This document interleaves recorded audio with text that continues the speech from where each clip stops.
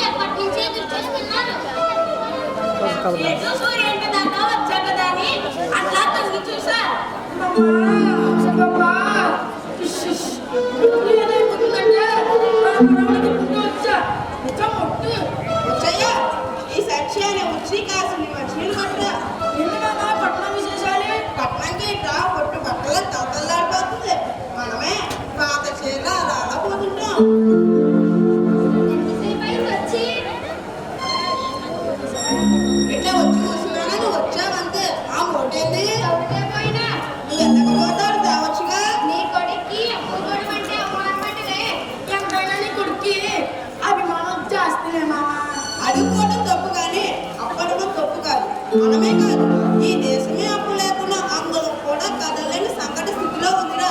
ఏ వస్తా ఆ ఇంటి చుట్టూ జనం తిరుగుతూ ఉంటారు.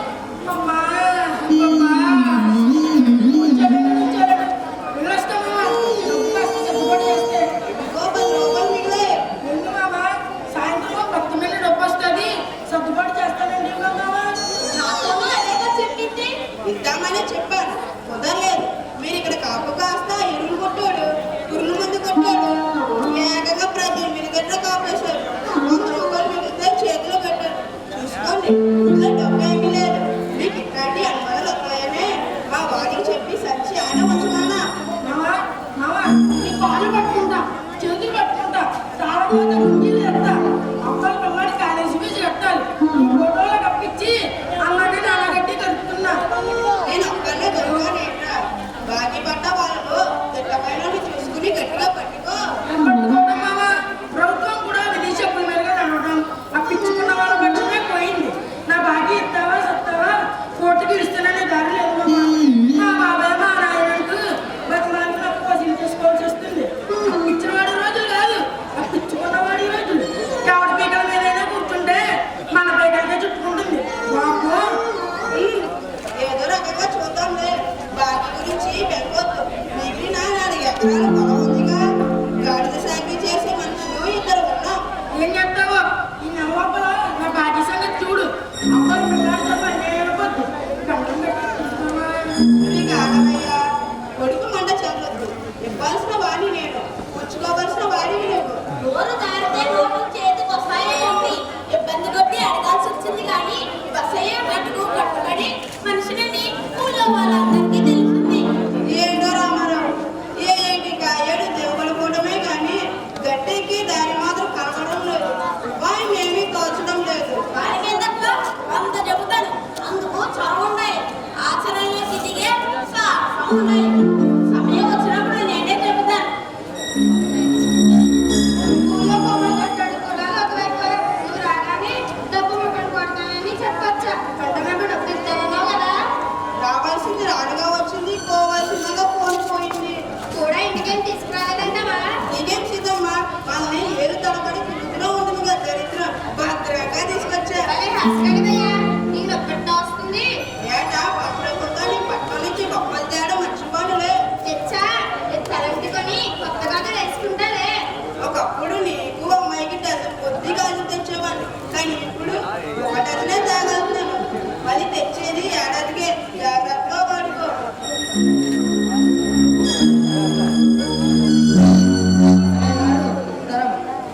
ఏంటి జ్ఞానమచ్చయ్యా,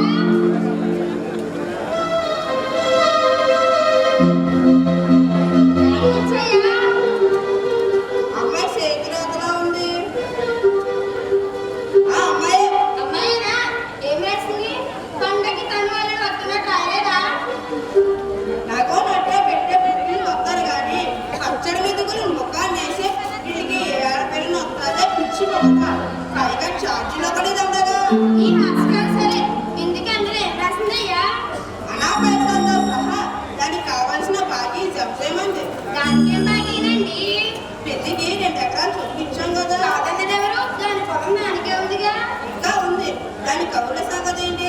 ఏడాదికి ఎకరానికి 3000 చెప్పినా 2 ఏళ్లకు 2 ఎకరాలు 12 ఏళ్ళు అయిందంట. ఇంకా బాగానే తెచ్చింది, కానీ పెంచి పెళ్లి చేసి పంపేదాకా ఎంత ఎంత ఖర్చు కట్టగలం మనం? ఏమో రాసింది.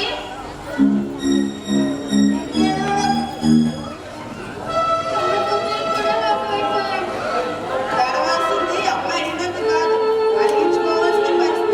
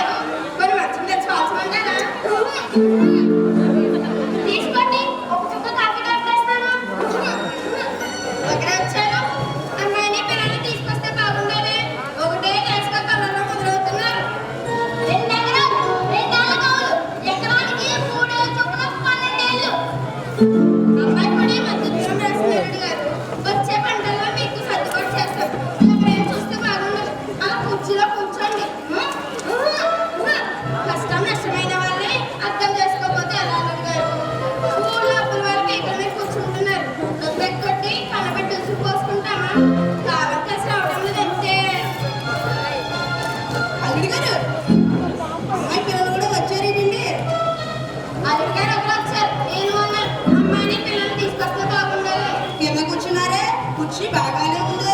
2 ఎకరాలు 2 కావాలి. ఎకరానికి 3 చొప్పున 12,000.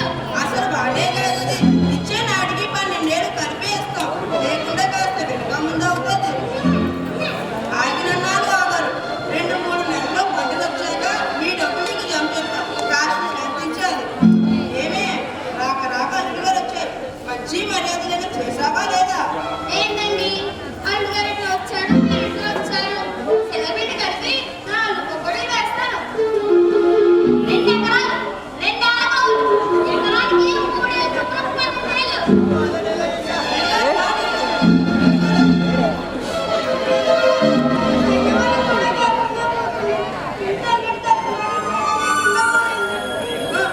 మళ్ళీ ఏడుపు.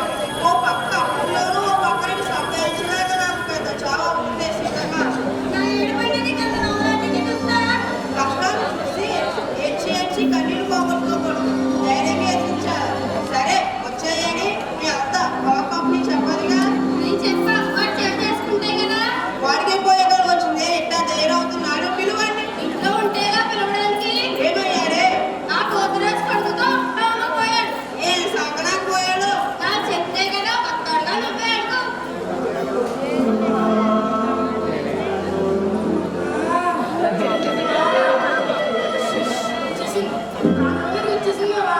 అట్ట ఇట్ట ఆసుపత్రికి కానీ ఇట్ట తిరిగితే ఏం లాభం? ఆసుపత్రికి వెళ్తే 1 నిమిషాలు కూడా ప్రాణం వేస్తామా? వస్తానంటే ప్రాణం నీకు అర్థం ఎక్కించాల్సింది నువ్వే.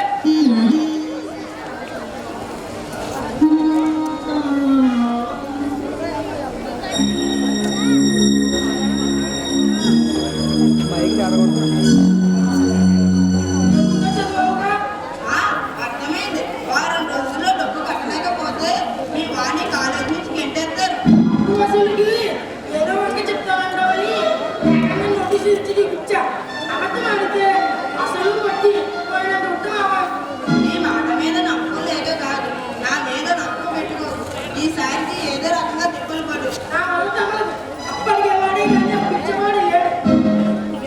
నీ అవసరం గట్టే చెప్తాను, నా అవసరం గట్టానే చెప్తాను.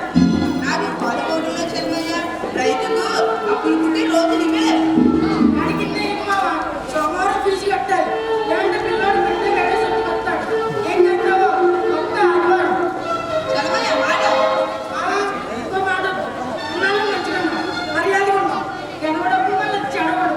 నీ చేతులు పెట్టి చెప్తున్నా, గంట కోసం చెప్తున్నా. కొత్త ఆదివారం. ఏంటో మొక్కులు ముసులు కొట్టుకున్నట్లు కప్పులన్నీ ఒకసారి కొడుతున్నట్లుంది. పొలానికి రాకుండా టౌన్కి ఎందుకు వెళ్ళావురా? పని కోసం ఎలా? ఏ పనికిరా? కాఫీ పనికి. రైతు బిడ్డ వయ్యండి తాపి పనికి వెళ్ళాలి. సిగ్గు లేదంటే బసపై కొడుకు తాపి పనికి వెళుతుంటే ఊళ్ళో జనం ఏమనుకోవాలరా? ఏంటయ్యా సిగ్గు? ఇవాళ 4 ఎకరాలు ఉందని రైతుని అనుకుంటున్నావు. ఏడాది వచ్చే నష్టాల కింద 4 ఎకరాలే అప్పులోళ్ళు కట్టుకుపోతారు. ఆ రోజు మనం రైతులున్నాం, రైతు కూలీలం. ఆ పని ఏడాది పొడుగునా ఉంటుందా? ఉండదు. పని ఉంటే అన్నం, లేకుంటే కస్తులు. రే నీ బుర్రకి చీడ పెట్టుకున్నట్టుకుంది. అందుకే ఇట్లాంటి మాటలు మాట్లాడుతున్నావు. పట్టిన చీడ వదిలించుకుంటున్నానయ్యా. ఇంకెంతకాలమని ఎక్సైన్ కూలే అదే తాపీ కూలి. బతుకంతా తాపీ కూలిగానే పడనక్కర్లేదు. తెలుగుతో కష్టంతో మేస్త్రవుతాడు, మేడలు కడతాడు, 4 రాళ్ళు కూడేసుకుని ఒక ఇల్లుగాలోడు అవుతాడు. అట్ట ఏ ఆశ లేని బతుకు నేను బతకలేదయ్యా. నా మాట వెళ్ళినప్పుడు నా ఇంట్లో కొన్నక్కర్లేదు. నువ్వు మేస్త్రి అవుతావో మిద్దులే కడతావో నీ ఇష్టం వచ్చినట్టు రేపు. వచ్చయ్యా ఏనా మొండమేడం, ఈ వయసులో మమ్మల్ని ఏడ్పించినాకురా. వాళ్ళు ఇదిగో ఉదయం నుంచి చేసిన కష్టానికి పుట్టిన కూలి.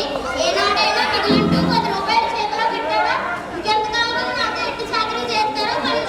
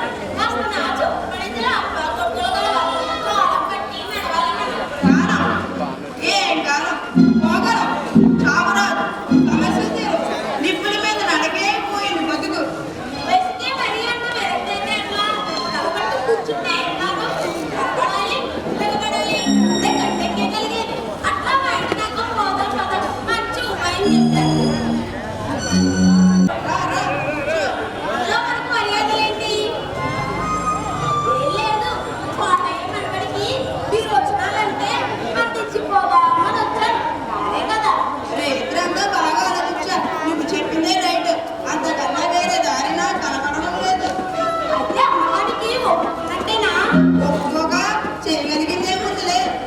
ఆనక నన్ను ఆడిపోసుకోవటమే కాదు, ఏదో కష్టాల్లో కూరుకుపోతున్నానని ఉపాయం చెప్పాను.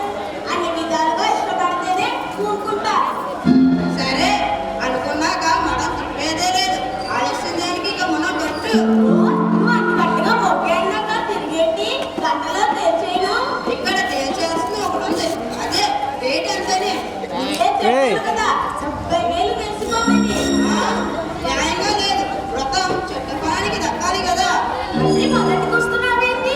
చివరి మాట లక్ష, అంతకన్నా తక్కువైతే ఒప్పుకోవద్దు. లక్షే ఆ లక్షే లక్ష. మరీ కొండెక్కుతున్నావు. వస్తువు పట్టిందిగా కదా. ముందు ఎవరికి అంత పెద్ద మొత్తం ఇచ్చింది లేదు. ఎవరి సంగతో నాకెందుకు, నాకు విప్పిపోయారని నేను చెప్పాను. బాగా ఆలోచించు. 80,000 ఇప్పిస్తా. అప్పటికి 10,000 ఎక్కువ పడినట్లే. పైసా తక్కువైనా ఒప్పుకోవద్దు. ఇంకో మాట లేదా? ఇంకే మాట లేదు, ఉండదు. ఇష్టమైతే సరే, కష్టమైతే వద్దు, అంతే. ఏంటయ్యా తల్లి పొలం మీద మేడ పెట్టావా? ఇలా ఎలాకైనా అమ్ముకోతే బిడ్డ అర్థమైపోతాడు. ఏంటయ్యా రామారావు, మంచి అవసరం చేసి ఇక్కడికి అమ్ముకోవడం చూసావేనా? చూడు మామ, సిద్ధపడుతున్నట్టు పడుతుంది ఇందులో. ఏమే నీకేం పని లేవా? ఆడగత్తులు పెట్టుకో, పోయి నీ పని చూసుకో. రామారావు, అసలు త్వరగా తెచ్చు. సరే, వస్తువు నీది, విలువ నువ్వే కడుతున్నావు. అంతకు దిగానంటున్నావు. అట్లానే ఖాయం చేసుకో. అయితే బేరం లక్షకు ఖరారైనట్టేగా. ఓ, మాటికి 1,00,000. అయితే 5,000 పోయేలా కొట్టి ముందు. పనయ్యాక ఒకసారి లెక్కెట్టుకుని తీసుకోరాదు. అట్టా కాదులే, మేఘం మీదకి వచ్చి కదా అమ్ముకుంటుంది. కాసేపట్లో పూసేపట్లో ఆ చిన్నమయ్య ఇంటిలో వచ్చి పేడలు తోడేస్తాడు. పోయేలా కొట్టలేకపోతే ఎట్టా కార్యాలు చేస్తావు?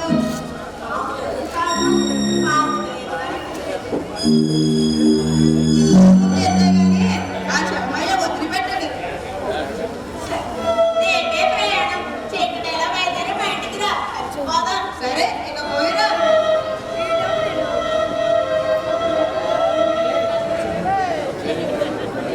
అనుకుంటూనే ఉన్నాను. కానీ వచ్చు. రా, రా, కూర్చో. సరిగా ఉన్నావు. ఇందా 15,000 లెక్కొట్టుకో. ఏంటా ఎన్ని చూపులు? ఈ రోజుల్లో పిల్లలకి అప్పు తిరిగిపోవడమే. బాబు, నేను ఏడుకెళ్ళినా 2 రోజులు ఉన్నది మనిషి. పొలము గొట్ట హోదా అటు పరుగుల మీద వచ్చే మనిషి. ఓ 2 వారాలు కావాలి. అసలు ఎంతలో ఎక్కడున్నట్లు ఎట్టున్నట్టు. రావాలంటే కనబడ్డాడా? ఏమన్నాడు? ఒంటి మీద ఉండాలి, నాలో లేకపోతానని చెప్పాడు. ఆ రామారావు వేరే కన్నడుతున్నట్టుందిరా. నేను ఆయనకి ఏం చెప్పాడు, ఎక్కడ తీసుకెళ్ళాడు, అసలు నిజమైన తెలియకుండా ఉందిరా. ఏందో మరి కాలం, దానికేమో ఉచ్చలుగా మన మీద ఉన్నాడు.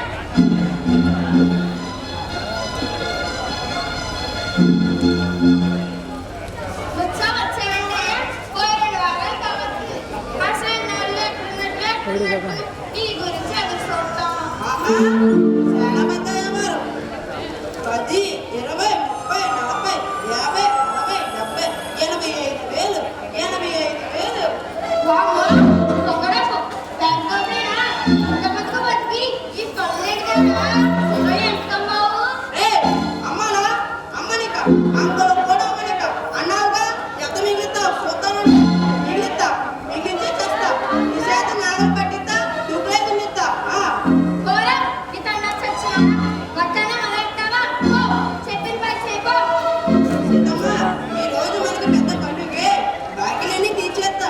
కొంతకాలం మీద చేసుకుని సుఖంగా నిద్రపోదాం. వెళ్దాం. అడిగారు, అదే మీరు వచ్చారు. కూర్చోండి, కూర్చోండి. 2 ఎకరాలు, 2 ఎకరాలు. ఎకరానికి 3 ఎకరాలు. అదే 10,000 ఉండాలండి. వడ్డీ లెక్క ఎంత లెక్కెట్టావా? ఆ,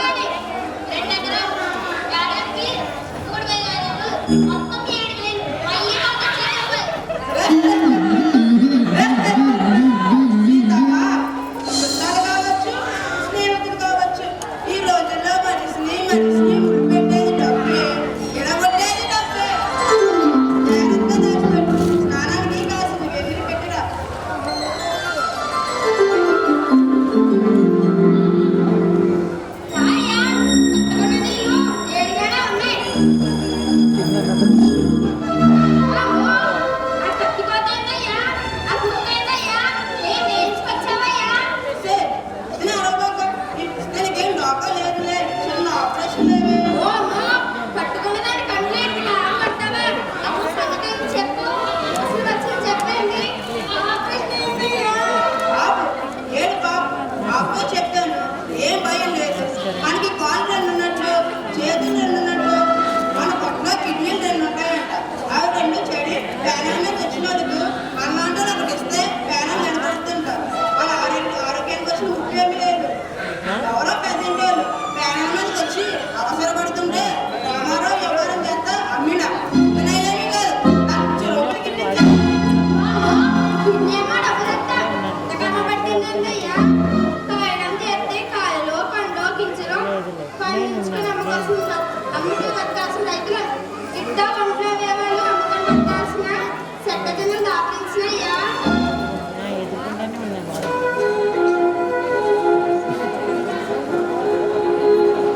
ఈ జన్మ తగలగా మనిషి పుట్టిన ఎట్టా పుట్టావురా? నీకు చీమూరెత్తులు పెట్టలే, నీకు చీమూరెత్తులు పెట్టలే.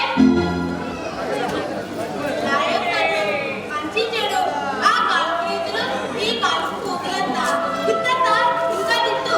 నువ్వు పెద్దదానివి, నేను చిన్నోడు. నువ్వు కష్టాల తిట్టాలి, నేను పడాలి. ఆ తిట్లే దీవెనలి, నేను ఇంకా ఇంకా పైకి పోవాలి. సేతం మాటలకేం కానీ ఇదిగో నీకు ఇవ్వాల్సిన 1500. వస్తానా అంత ఈ లోపల్లో తిట్టేవాళ్ళే కాసంత పెట్టేవాళ్ళు. తిట్టాలి పెట్టాలి, నేను తినాలి. వస్తాను పాత బాగా వెళ్ళలేదు బరాబర్. వచ్చాయ మీ నాయన ఏం చేయించుకొచ్చాడో చూడరా. అప్పు తెప్పిస్తే నాకేం మిగులుతా అని ఆ మనసుని ఎక్కి తిన్నావు కదరా. అప్పులు తెచ్చడం కోసం, నీకు పొలం పెంచడం కోసం, నిన్ను రైతు బిడ్డగా చూడటం కోసం ఏం అమ్ముకొని వచ్చాడు చూడరా. బామో కిడ్నీ అంటరా, అమ్ముకు డబ్బు తెచ్చాడ్రా. అయ్యా నువ్వు చెప్పింది నిజమేనా? అదో పిచ్చిది ఏదో ఉంటుంది, నువ్వు పట్టించుకోమాక. నాకు నువ్వు మట్టే కోపం కాదయ్యా. మన బతుకులు మట్టి కొట్టుకుపోతున్నా, ఇంకా మట్టినే నమ్ముకుని బతుకుమంటున్నందుకు కోపం.